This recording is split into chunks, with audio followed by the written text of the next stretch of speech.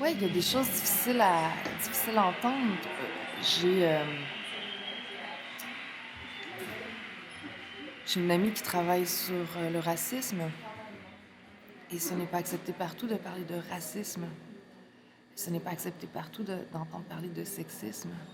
Et quand on travaille des fois sur des objets où on adopte une grille de lecture antiraciste et qu'on nomme les choses par leur nom, c'est-à-dire racisme, sexisme par exemple, on peut se faire dire, et c'est ce qui se fait, on peut se faire dire qu'on n'a pas réellement un objet de recherche, que ce n'est pas un objet de la sociologie par exemple. Euh, c'est ce que j'ai une amie qui s'est fait dire que son objet n'était pas un objet sociologique. Quand je dis qu'on ne peut pas tout faire et tout dire, c'est aussi parce que euh, les personnes qui justement vont avoir, il y a des hiérarchies, je recommence là, mais dans les hiérarchies universitaires, il y a des gens qui ont beaucoup plus de pouvoir et de prestige et qui vont pouvoir, de par le pouvoir, leur prestige, déterminer qui justement est un interlocuteur valable et qui ne l'est pas. Et qui va avoir accès aux lieux de savoir universitaires et qui n'aura pas accès à ces lieux de savoir. Qui va avoir l'argent et qui ne l'aura pas.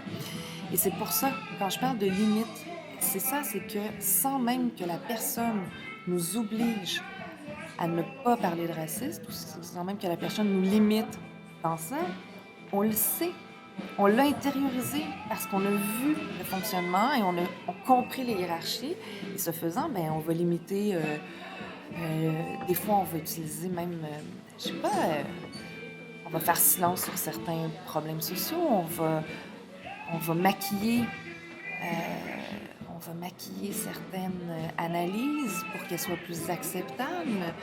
Déjà, il faut arrêter de penser qu'un bon chercheur est une personne qui va avoir des subventions.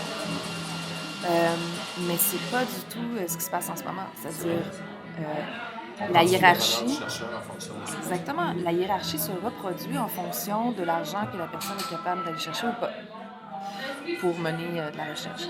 Mais ça veut dire que donc les personnes savent comment aller chercher de la recherche, quels mots utiliser ou pas, comment vendre dans le fond son projet de recherche. Et comme je le dis, c'est aussi sa limite, là, dans le fond, ça limite l'originalité, la créativité, la curiosité, ça limite tout ça.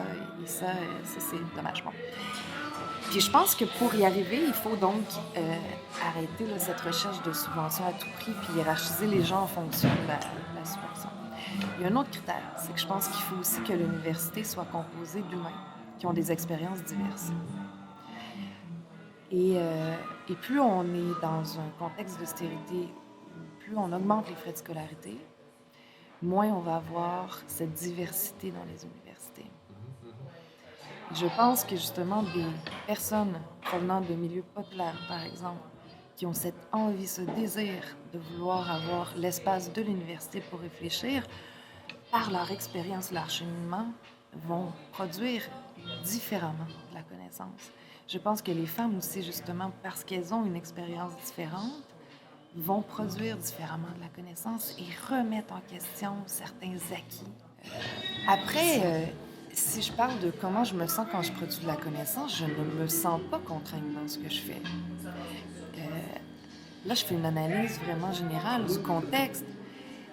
Je sais quand je prends la parole et mon niveau d'anxiété peut augmenter quand je vais utiliser certains termes plutôt que d'autres. Je fais des choix.